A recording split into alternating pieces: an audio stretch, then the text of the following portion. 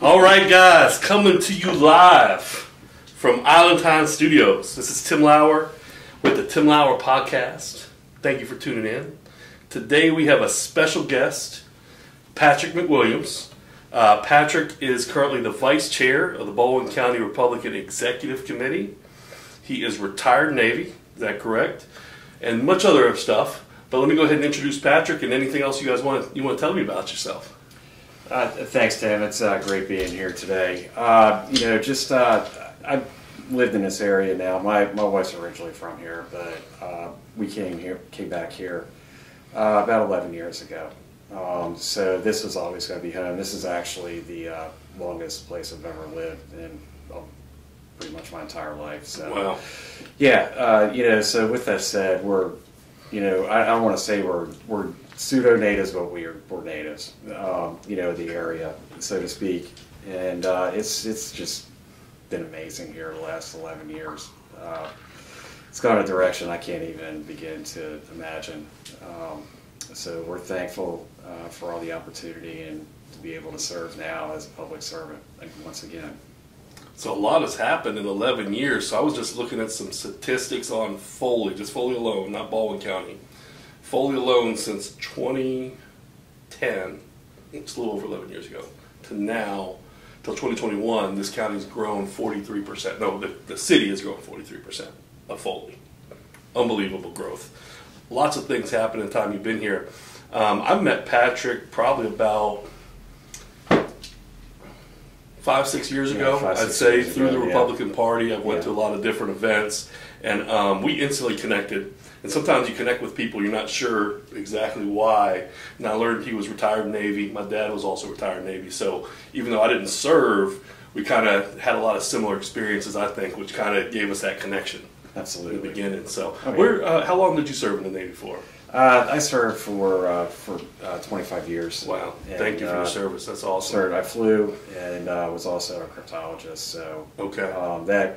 What that did is that gave me the ammunition, or should I say the background, not necessarily ammunition, but to become a telecommunications executive here in the area. Nice. So, with that said, I think that's really been my niche since I've been here. And I really enjoy working with the small and medium business market, and even the large business market, but definitely the small and medium business market my day-to-day. And then and what got me into politics was so funny, because when I first came here, I was a government contractor, and sequestration was about to happen once again. And basically, when Bradley Byrne, former Congressman Bradley Byrne, he was in a runoff election, and his opponent basically said that he would support another government shutdown, and I was like, that started everything. And and I went from volunteering on campaigns to being a surrogate with certain events for elected officials, and it really over the last 10 years has given me a broad perspective on the county, the state, and the federal level as far as our elected officials are concerned. Awesome. So tell me, we're going to get into some juicy stuff, Twitter files, COVID, but first I want to kind of talk to you about your term on the county party and what are some of your plans during this first term. Yeah, thanks for bringing that up. I want everybody to understand something, that it is our job and the executive committee, on the county party level and the state party level, because I'm also on the state executive committee, is to call balls and strikes. What I mean by that is that we need to be in line with what the principles are of the Republican Party, whether it's on the county, the state, or the national level. All right, and really what we're about is to make sure that our elected officials are adhering to those principles, and whether they are a county commissioner, whether they are a state representative, whether they are our congressman, and even our U.S. senator. Absolutely. So we're one of the fastest growing counties not only in the state but in the nation. If you take a look at, and we're also one of the largest counties, I don't think people realize that Baldwin County is basically in square footage, or square mileage, about the size of Delaware. Wow. So it really, if you were to drive from, Gulf Shore straight up 59, to the northern part of Baldwin County, it would take you about a good 2 hours. Wow. Not even considering traffic.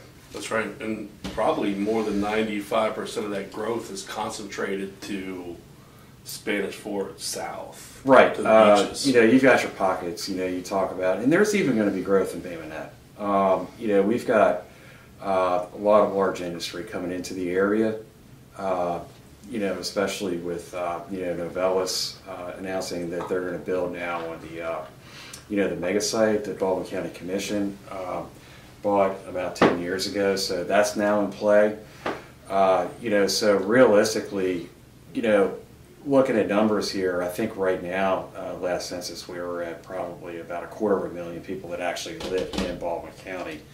But on any given day, you're looking at probably more about adding about 75 to 100,000 people just that are using our services per se, and our public services. So when you start looking at all that, it really gets into infrastructure. But getting back to what we were talking about on the county level, okay, and calling balls and strikes is that, to make sure that we're adhering to. And I know Chairman Michael Hoyt and I feel the same way, adhering to the principles of the Republican Party.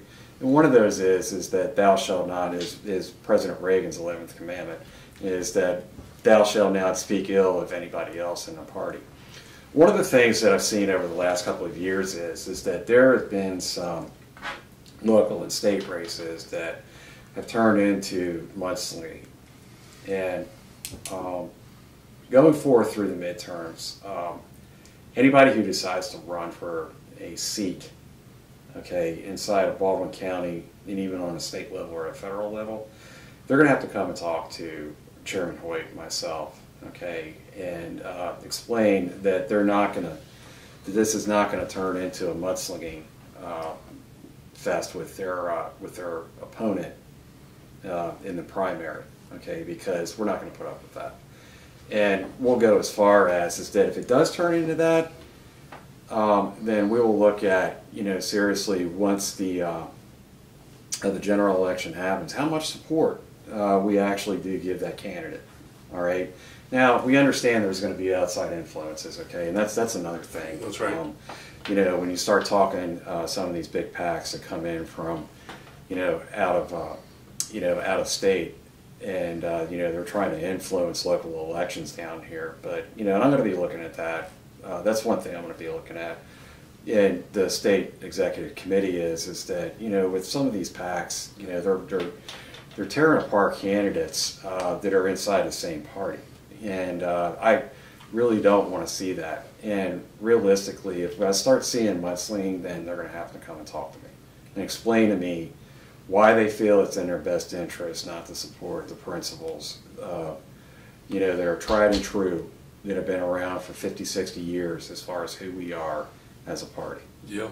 And I'd say the last primaries, there was a little bit of meddling from the Tea Party and the Common Sense campaign into it. And we won't get into the details of that, but I think that stuff like that, it's good that I believe the Republican Party has recognized it locally and is starting to take action towards it. Let me go a step further with that, because I was at a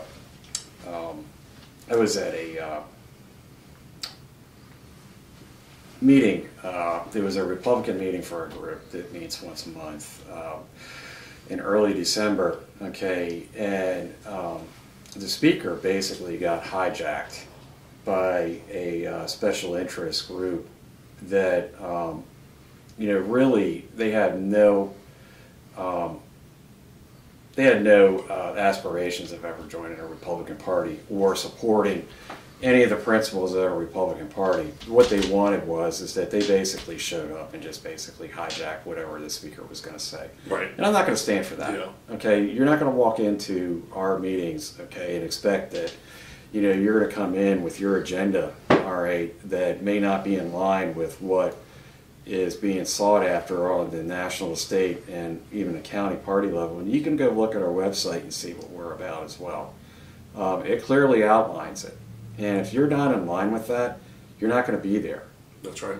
All right, That's right. and that's There's a place for that, and it's not the Republican. It's not the Republican events. Party, okay? And it goes, that's like if you're jumping into bed with the Libertarians because there are certain things that you don't like about what happened in the last midterm. Okay, that's going to be addressed as well. All right, the last state executive meeting, it was written into the bylaws that. Which is basically, it was a sore loser clause, which is that if you go and start, long story short, if you go in, okay, and you lose the primary election, but then you decide that you're going to do a write-in or, go on the ticket, as an independent or wherever else, you will not be in the primary for 6 years, okay, if you decide to run for office again. Wow. Okay. In the Republican primary. In the Republican primary, all right, and that's on a state level. It was decided in the bylaws, voted on, and is now part of it. And and we're going to follow that down here in Baldwin County as well. Okay, if you come out against a Republican candidate and you're a registered Republican, you're not going to vote in a primary.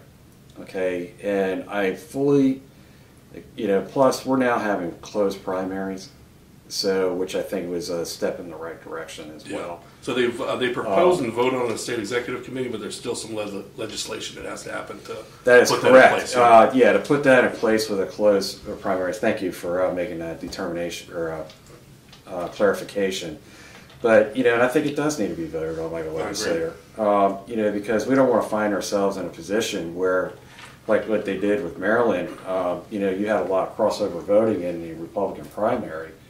And a lot of the unregistered Democrats and the liberal left, they influenced the vote severely in the Maryland gubernatorial primary this last time. Yeah, and it turned into a hot mess. Yeah, and when you look at how many people vote in the primary, it's probably the easiest election to skew.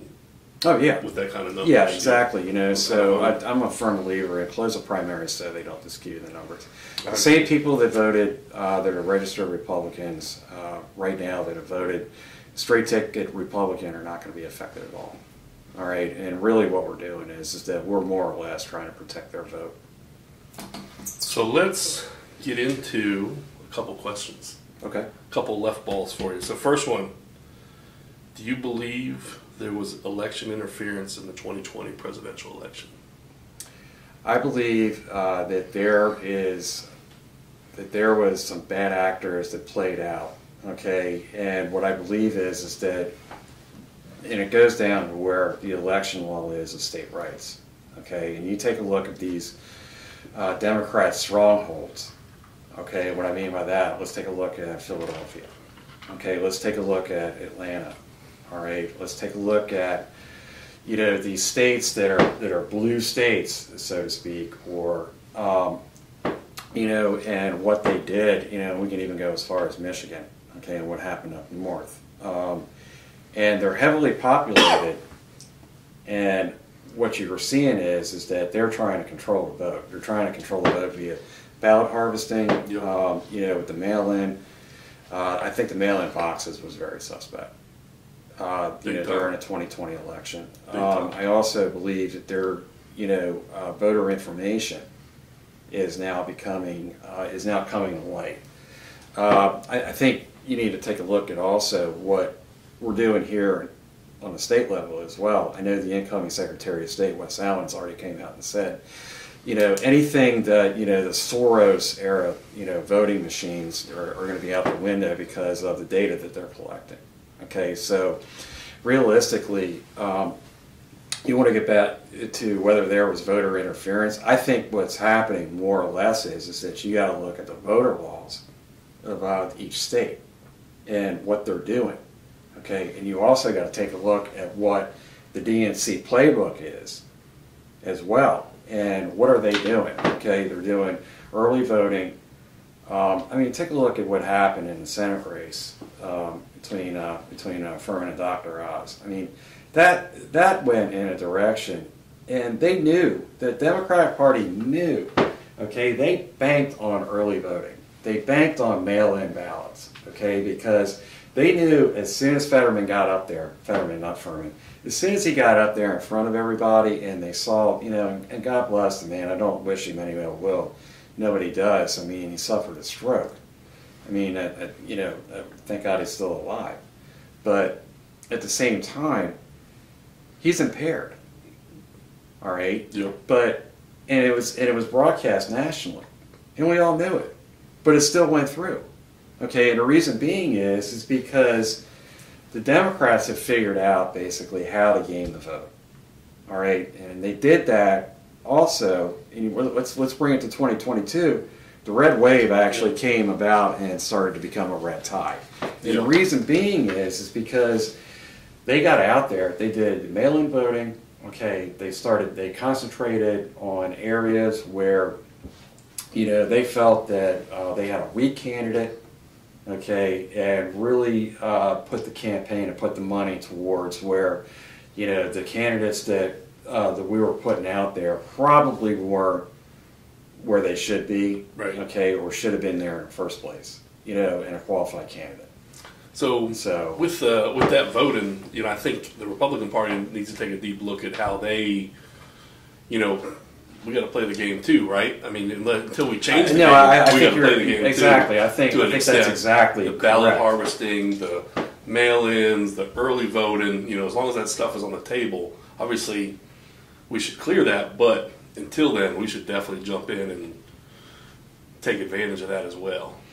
Well, we need to stop. You know, we need to stop playing. You know, with the you know, the old rules, so to speak. Yeah. Okay. And you're absolutely right. In order for us to survive, okay, and actually get candidates in there that are going to have conservative values, I don't want to necessarily say play their game, okay. But what we need to do is we need to be smart in these states, okay, and even on the county level, okay. Not necessarily here in Baldwin County, but on the county level to make sure, the state level to make sure that we're doing everything we can, okay, to want to put qualified candidates out there, give them the support they need, okay, and third, make sure that the voting process is fair. That's right.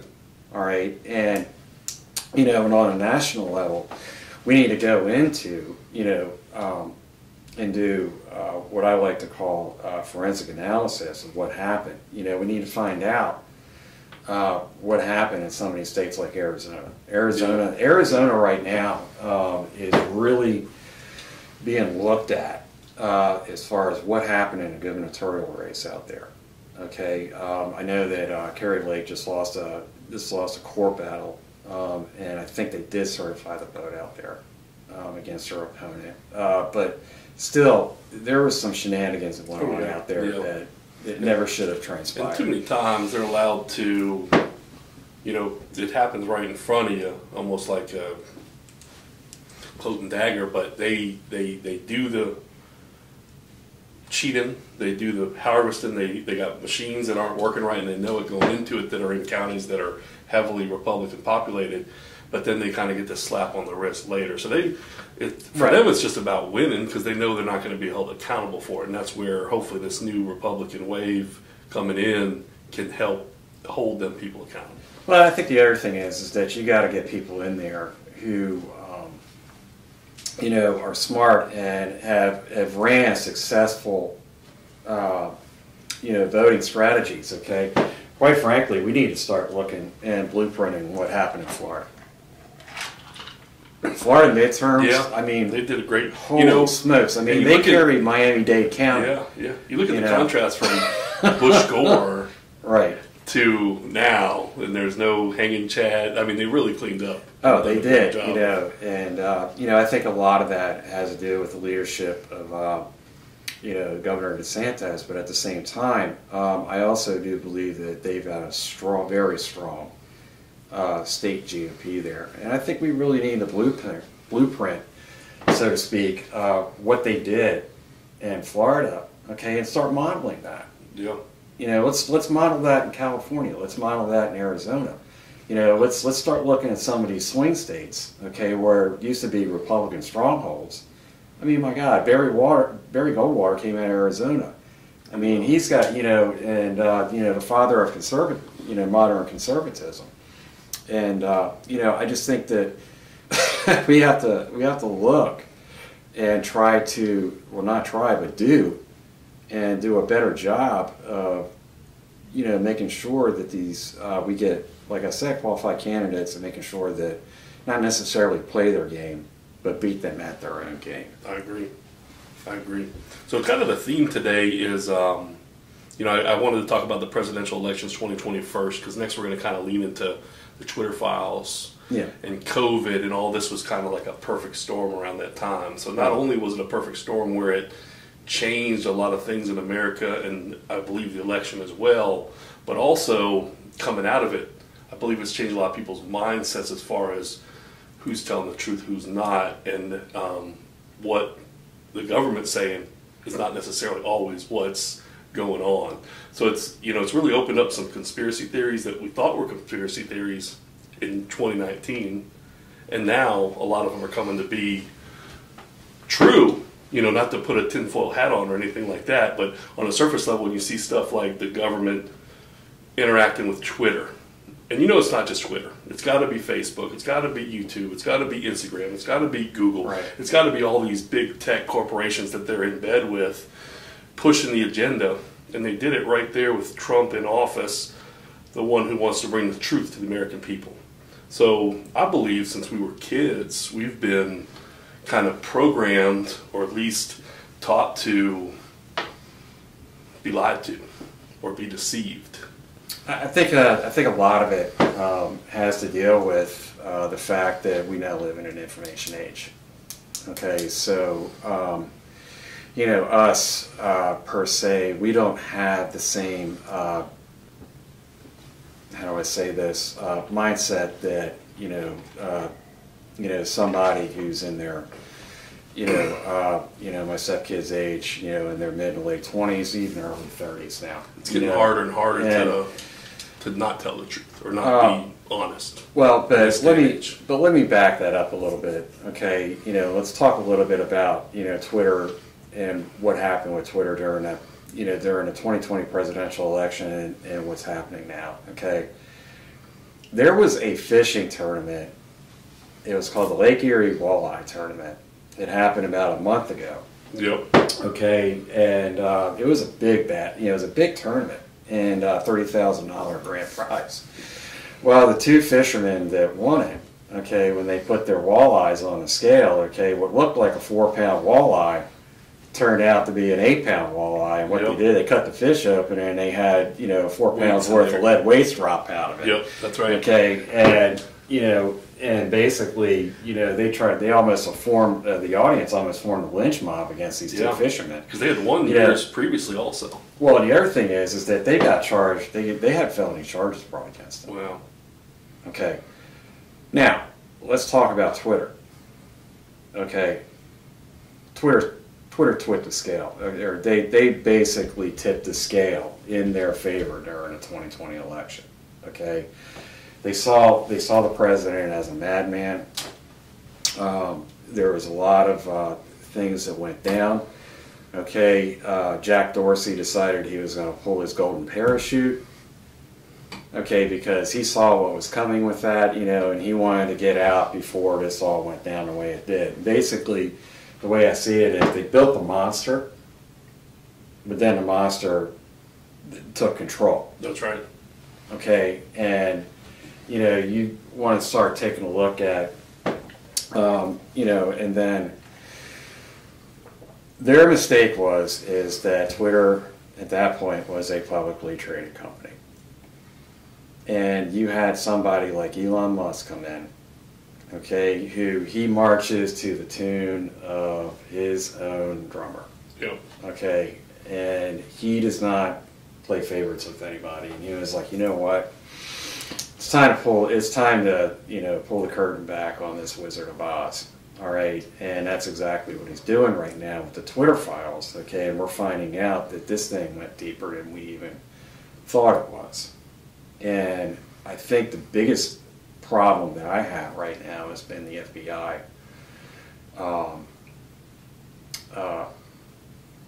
involvement in all of this during the 2020 election.